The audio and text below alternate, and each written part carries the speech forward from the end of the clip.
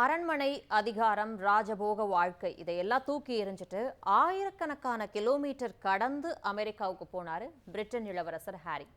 அங்க போய் சொந்த குடும்பத்துக்கு எதிராகவே புத்தகங்களை எழுதி உலகத்தையே உலுக்கின பேட்டிகள்லாம் கொடுத்தாரு. நிறவெறி பிரச்சனைலாம் அரச குடும்பத்துல இருக்கு அப்படின்னு பெரிய சர்ச்சை எழுந்துச்சு.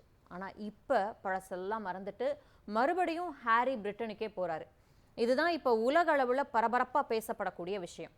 திடீர்னு ரெண்டு பேரும், அதாவது ஹாரியும் அவருடைய மனைவி மேகனும் எப்படி பிரிட்டனுக்கே திரும்புறாங்க? அதுக்கான காரணம் என்ன? அரச குடும்ப பொறுப்புகள் அவங்களுக்கு மறுபடியும் வழங்கப்படுமா அப்படிங்கிறத பற்றியெல்லாம் விரிவாக பார்க்கலாம். இது தந்தி டிவியின் நியூஸ் டீப் டைவ். வழங்குவது நான் வினோதினி முத்துராமலிங்கம்.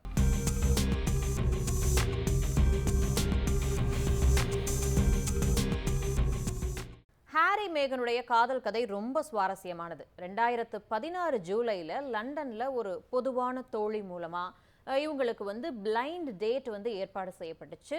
பார்த்த முதல் நொடியே ரெண்டு பேருக்குமே ரொம்ப பிடிச்சி போச்சு. அடுத்த சில வாரங்கள்லேயே ஆப்பிரிக்காவில் இருக்கக்கூடிய போட்ஸ்வானா நாட்டுக்கு ஒன்றா கேம்பிங் போய் தங்களோட காதலை வளர்த்துக்கிட்டாங்க. 2017 நவம்பரில் ஹாரி மேகனுக்கு ப்ரப்போஸ் பண்ணுறாரு. 2018 மே 19 அன்னைக்கு வின்சர் கோட்டையில் உலகம் முழுவதும் உற்று நோக்கிய ஒரு பிரம்மாண்ட கல்யாணம் நடந்துச்சு. இவங்களுக்கு duke and duchess of Sussex அப்படிங்கிற பட்டமும் கிடைச்சது திருமணத்தினால. 2019 மே மாதம் மூத்த மகன் ஆர்கி பிறக்கிறாரு. அப்புறம் 2021 ஜூனில் மகள் லிலிபெட் பிறந்தாங்க. இடையில ஒரு பிரச்சனையாச்சு. அதாவது பிரிட்டன் ஊடகங்கள் மேகனை பற்றி ரொம்ப மோசமாகவும் மறைமுகமாக இனவெறிய தூண்டக்கூடிய வகையிலையும் தொடர்ந்து செய்திகள் வெளியிட்டாங்க அப்படிங்கிற ஒரு குற்றச்சாட்டு முன்வைக்கப்பட்டுச்சு. ஹாரியோட அம்மா இளவரசி டயானா எந்த அளவுக்கு இந்த மாதிரியான விஷயங்களால் பாதிக்கப்பட்டாங்க அப்படின்னு நமக்கு தெரியும். அதே நிலைமை எங்க தன்னுடைய மனைவி மேகனுக்கும் வந்துருமோ அப்படின்னு ஹாரிக்கு ஒரே பயம். தங்களை பற்றி வரக்கூடிய பொய்யான செய்திகளை அரண்மனை கட்டுப்படுத்தலை, தங்களுக்கு பாதுகாப்பாக நிற்கலை அப்படின்னு மேகனும் ஹாரியும் உணர்றாங்க. இதனால மேகனுக்கு கடுமையான மன அழுத்தம் ஏற்பட்டுச்சு.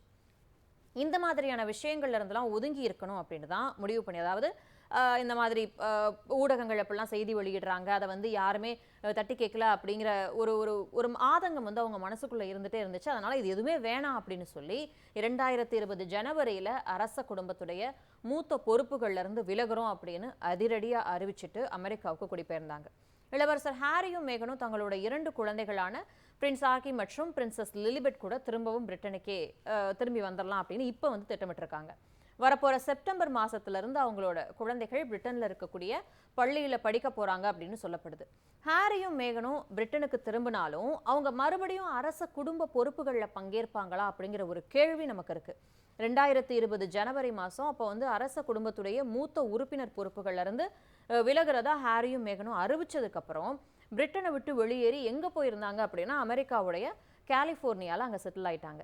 Duke and duchess of Sussex அப்படின்னு ஒரு பட்டம் கொடுத்தாங்கன்னு பார்த்தோம்ல, அப்படின்னா என்ன அப்படிங்கிறத முதல்ல பார்த்துருவோம். டியூக் அப்படிங்கிறது பிரிட்டன் அரச குடும்பத்தில் ராஜா மற்றும் இளவரசருக்கு அடுத்தபடியாக இருக்கக்கூடிய மிக உயரிய பிரபு அப்படிங்கிற பட்டம். டச்சஸ் அப்படின்னா டியூக் பட்டம் பெற்றவருடைய மனைவிக்கு கொடுக்கப்படக்கூடிய பட்டம். சசெக்ஸ் அப்படிங்கிறது தென்கிழக்கு இங்கிலாந்தில் இருக்கக்கூடிய ஒரு வரலாற்று சிறப்புமிக்க பகுதி. ஆக சசெக்ஸுடைய பிரபு மற்றும் பிரபுவின் மனைவி அப்படிங்கிற பட்டம் தான் அவங்களுக்கு வழங்கப்பட்டுச்சு. ஹாரி மேகன் கல்யாணம் நடந்தப்போ மறைந்த மகாராணி 2ஆம் எலிசபெத் இவங்களுக்கு இந்த ராஜ பட்டத்தை வழங்கினாங்க. 2020 அரச குடும்ப பொறுப்புகள்ல இருந்து விலகினாலும் அவங்களோட பட்டங்களை அவங்க இழக்கல. ஆனால் அரச குடும்பத்துக்குரிய அந்த ராயல் ஹைனஸ் அப்படின்னு சொல்லப்படக்கூடிய ராஜ மரியாதை பட்டத்தை மட்டும் விளம்பரங்களுக்கோ இல்லை தொழில் சார்ந்த தேவைகளுக்கோ பயன்படுத்தக்கூடாது அப்படின்னு அரண்மனை கட்டுப்பாடு விதிச்சது. அமெரிக்கா போனதுக்கு அப்புறம் அரச குடும்பத்தில் அவங்க சந்திச்ச அனுபவங்களை பற்றி வெளிப்படையாகவே பேசினாங்க. ஓடிடியில் ஆவணப்படம், அப்புறம் ஹாரி எழுதின ஸ்பேர் அப்படிங்கிற புத்தகம், அப்புறம் பல பேட்டிகள் மூலமாக அரச குடும்பத்துக்கும் இவங்களுக்கும் இடையில பெரிய விரிசல் ஏற்பட்டுச்சு. குறிப்பிட்டு சொல்லணும் அப்படின்னா ஸ்பேர் புத்தகத்தில் ஹாரி ஒரு அதிர்ச்சி சம்பவத்தை குறிப்பிட்டிருந்தார். 2019 மேகனை பற்றி பேசும்போது இவருடைய அண்ணன் வில்லியம் மேகனை மரியாதையற்றவர் அப்படின்னு திட்டினதாகவும், வாக்குவாதம் முற்றி வில்லியம் ஹாரியோட சட்டையை பிடிச்சு தள்ளிவிட ஹாரி நாய்க்கு உணவளிக்கக்கூடிய பாத்திரம் மேலே விழுந்து காயமடைஞ்சதாகவும் குறிப்பிட்டிருந்தார். மேகன் கர்ப்பமாக இருக்கப்போ பிறக்க போகிற குழந்தை எவ்வளவு கருப்பாக இருக்குமோ அப்படின்னு அரச குடும்பத்தை சேர்ந்த சிலர் கவலைப்பட்டதா ஒரு பேட்டியில் மேகனே சொல்லியிருந்தாங்க. இது உலக அளவில் பெரிய சர்ச்சையை ஏற்படுத்துச்சு. அரச குடும்பத்தில் இருக்கவங்க அப்போ இன பாகுபாடு பார்க்குறாங்களா அப்படின்னு பெரிய சர்ச்சையாச்சு. கல்யாணத்தப்போ கேட் மிடில்டன், அதாவது ஹாரியோட அண்ணன் வில்லியமோட மனைவியான கேட் வந்து மேகனை வந்து அழ வச்சாங்க அப்படிங்கிற ஒரு குற்றச்சாட்டும் முன்வைக்கப்பட்டுச்சு. இன்னொரு விஷயம், மன்னர் சார்லஸ் உடைய முதல் மனைவி டயானா அப்படிங்கிறது நமக்கு தெரியும். இரண்டாவது மனைவியான கமிலாவை சார்லஸ் வந்து திருமணம் செய்யக்கூடாது அப்படின்னு தானும் வில்லியமும் கெஞ்சினதா ஹாரி எழுதியிருக்காரு. அதோட கமிலா வந்து தன்னுடைய சொந்த இமேஜை காப்பாத்திக்கிறதுக்காக தங்களை பற்றின எதிர்மறை செய்திகளை ஊடகங்களுக்கு கசிய விட்ட ஆபத்தானவர் அப்படின்னு குற்றம் சாட்டியிருக்காரு. ஹாரி அரச குடும்ப பொறுப்பிலிருந்து விலகியதால பிரிட்டன் அரசு அவருக்கு கொடுத்து வந்த அதிகாரப்பூர்வ போலீஸ் பாதுகாப்பை நிறுத்திடுச்சு. பிரிட்டன் வரும்போது தனக்கு சரியான பாதுகாப்பு கிடைக்கல அப்படின்னு சொல்லி பிரிட்டன் உள்துறை அமைச்சகத்துக்கு எதிராக ஹாரி நீதிமன்றத்தில் வழக்கு தொடர்ந்தாரு. ஆனா அந்த வழக்கு அவருக்கு கை கொடுக்கல. இதனால மேகன் மற்றும் குழந்தைகளை பிரிட்டனுக்கு கூட்டிட்டு போறது அப்படிங்கிறது பாதுகாப்பு காரணங்களால ஹாரிக்கு ஒரு சவாலாவே இருந்துச்சு. ஆண்டு கணக்கில், அதாவது பல ஆண்டுகளாக விலகி இருந்த ஹாரியும் மேகனும் அவங்களுடைய குடும்பமும் மன்னர் சார்லஸோட மறுபடியும் இணையறதுக்கான அறிகுறிகள் எப்போ துவங்குச்சு அப்படின்னா 2025 தெரிய துவங்குச்சு. ஸ்பேர் புத்தகம் அப்புறம் பேட்டிகளுக்கு அப்புறம் மன்னர் சார்லஸுக்கும் ஹாரிக்கும் இடையில பேச்சுவார்த்தை இல்லாமல் இருந்துச்சு. ஹாரியுடைய ஃபோன் கால்ஸை கூட சார்லஸ் எடுக்கல அப்படின்னு சொல்லப்பட்ட நிலையில 2025 செப்டம்பர்ல 2 பேரும் சந்திச்சாங்க. லண்டன்ல இருக்கக்கூடிய மன்னருடைய அதிகாரப்பூர்வ இல்லமான கிளாரன்ஸ் ஹவுஸ்ல அப்பாவும் பையனும் நேருக்கு நேரு சந்திச்சு தேநீர் அருந்தினாங்க.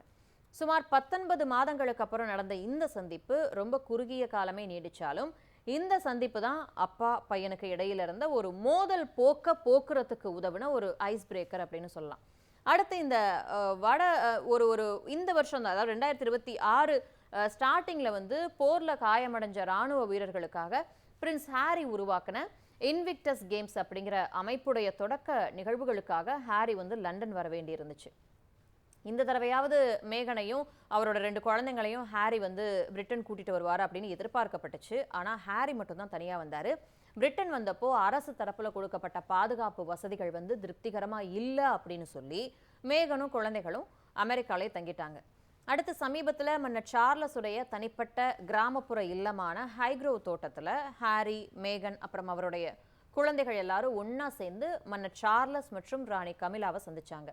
சுமார் 4 ஆண்டுகள் கழிச்சு தன்னுடைய பேர குழந்தைகளான ஆர்ச்சி மற்றும் லில்லிபெட்டை வந்து மன்னர் சார்லஸ் நேரில் பார்த்து மகிழ்ந்தாரு. இந்த தொடர்ச்சியான சந்திப்புகள் தான் ஹாரியும் மேகனும் மறுபடியும் பிரிட்டனுக்கே திரும்புறதுக்கான முக்கியமான காரணமா அமைஞ்சது. இதனால மறுபடியும் ஹாரியும் மேகனும் அரச குடும்ப பணிகளுக்கு திரும்புவாங்களா அப்படின்னு கேட்டா அதை அவ்வளவு சீக்கிரம் கணிச்சிட முடியாது. ஏன்னா அவங்களோட அரச அந்தஸ்துல எந்த மாற்றமும் இதுவரைக்கும் அறிவிக்கப்படலை. ஆனாலும் மன்னர் சார்லஸ் உடனான பல வருடங்களா இருந்த அந்த கசப்பான உறவு சமீபத்திய சந்திப்புகளால மெல்ல மெல்ல மாறிட்டு வரக்கூடிய சூழல் மாதிரி தான் தெரியுது. அதனால அரச குடும்ப பொறுப்புகள்ல அவங்க பழைய நிலைக்கு திரும்புவாங்களா அப்படிங்கிறத நாம பொறுத்திருந்து தான் பார்க்கணும்.